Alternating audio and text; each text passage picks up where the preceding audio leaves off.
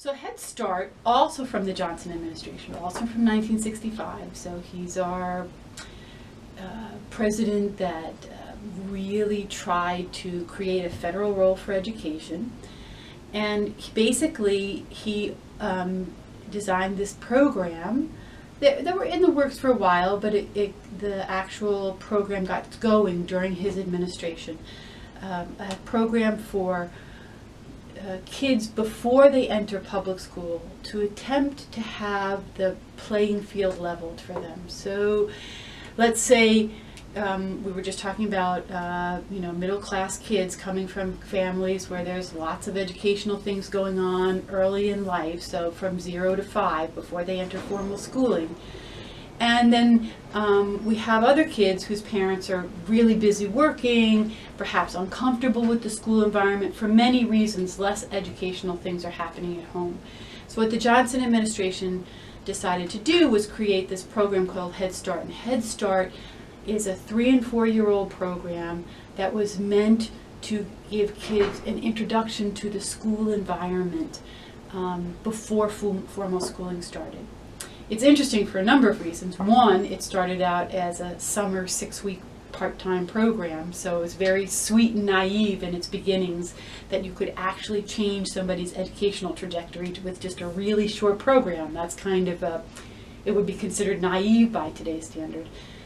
The other thing that is interesting about Head Start. So Head Start rapidly moved to a school year program, and it rapidly moved to a program that was for 3- and 4-year-olds, mostly 4-year-olds, and part day, but 5 days, 3, 4, or 5 days a week, depending on the community. So it varies, like our schools, it varies by community, because even though it's paid for by the federal government, it's run by local communities.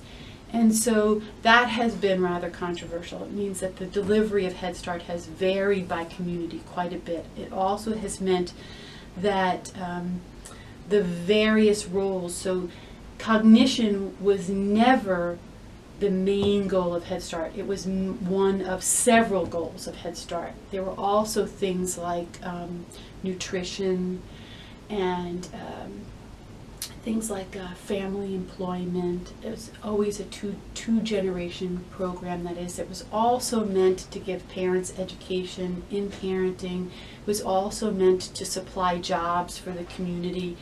And so it's always been something of a controversial program because from its very beginnings it was judged based on its cognitive outcomes. Even though it had many goals, it was always evaluated based just on cognition. And one component that we've known about for Head Start for many years, really since 1970, is that it has a component called fade out. That is, that kids that go to Head Start, so they go to a program prior to entering formal schooling, then they start formal schooling. By 3rd grade, they are performing at the same achievement level as kids who have not gone to Head Start. So the effects of Head Start fade out over time.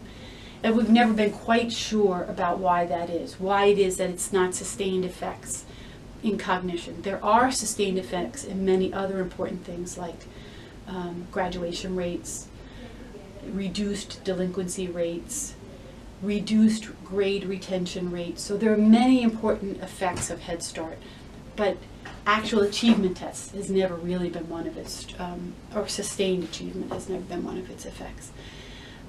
We know now, though, that kids that go to Head Start also, especially minority kids, also end up in inferior public schools. And so the possibility that the effects of Head Start fading out being not due to Head Start, but actually being due to what happens to kids after they leave Head Start is very high.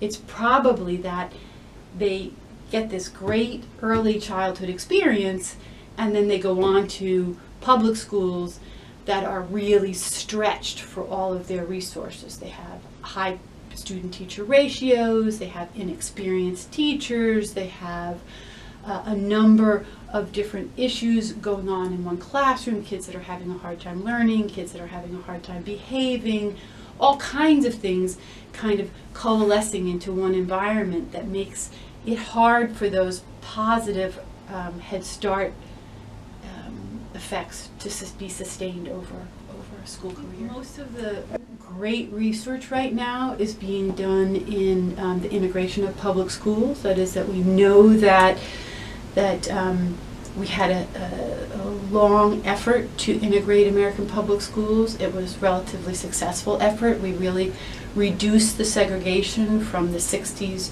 through the late 80s.